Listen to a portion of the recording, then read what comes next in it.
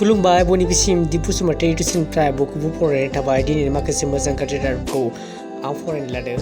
फैदो होमबा दिनै रादाबाव। क'क्राझाराव कुसलानि दैयाव सासे टिटिअ अफिसार समेस्वर ब्रह्म नार्जारि मुंनि सुबुंखौ क'क्राझार पुलिस बिफाना खादों।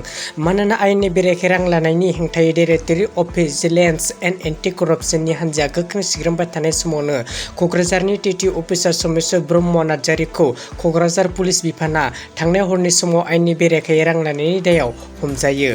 मख'जाथावदि बिथाङा क'क्राझार जिल्लानि रोगाथाइ बिफाननि मावख'गिरिबोमोन आरो समेस्वर ब्रह्म नार्जारिनि न'निफ्राय पुलिस बिफाना खना खनला सिग्रोमनानै गासै 36 लाख रांबो बोखांनो हायो।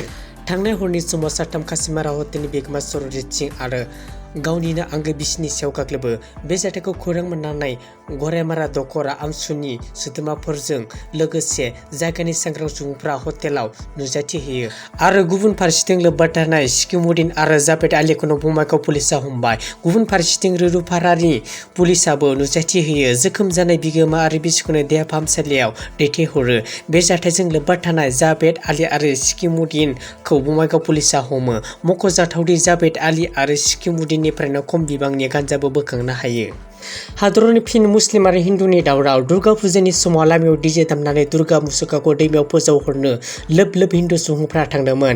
नाथाय मस्जिदाव आसान होनायनि सम जानायखाय मुस्लिम सुबुंफ्रा डीजेआव गान दामनाय भलिउमखौ खमायनानै होनो थिनदोंमोन। बेनि गेजेरावनो हरखाब गिख्रंथाव हिंसायारि दाङाबाजि थासारि सोमजियो। मोननै हारिनि गेजेराव गिख्रंथाव गाग्लोबनायबो सोमजियो। मोनसे गिख्रंथाव बाथ्राया बुंनाया भिडिअ'आव भाइरेल जायो जे न' थांनानै बिसोरनि न'खौ सिफायहैगोन आरो सायख' बुथारहैगोन। बे गिख्रंथाव जाथायानो जायो उत्तर प्रदेशनि सुल्तानपुराव। बर' माहारिनि सासे मुंदांखा हारिमु सिबियारि आरो भारत सरकारनिफ्राय संगीत नाटक एकाडेमि बान्था मोनगिरि किरत काकलारिया दिनै रुंसारि जाबाय। माखासे बेरामजों भुगिनांनानै गुवाहाटी मेडिकेल एन्ड हस्पिटालनि आइसिइउआव फाहामथाय लाबाय थानाय समावनो दिनै अरायनि थाखाय बे बुहुमखौ नागारलाङो। दिनै 12:20 रुंसारि जानाय खौरांखौ मोननानै बर' थुनलाइ आफादा गोथौयै दुखु मोननाय फोरमायो। बिथाङा बर'नि मोसानाय आरो दामनाय देनायाव रोंगौथि थानायनि थाखाय 2005 मायथाइयाव भारत सरकारनिफ्राय संगीत नाटक एकाडेमि बान्थाखौ मोनदोंमोन। थांनाय बावैसो गुजरात रायजोआव खुंजानाय 2022 माहारियारि उसु गेलेनाय बादायलायनायाव गावनि रोंगौथि गेलेहैनानै ब्रन्ज मेडेल देरहानानै लाबोनो हादों। उदालगुरि जिल्लानि भिडिअ सनाय गामिनि रंगिला दैमारिया।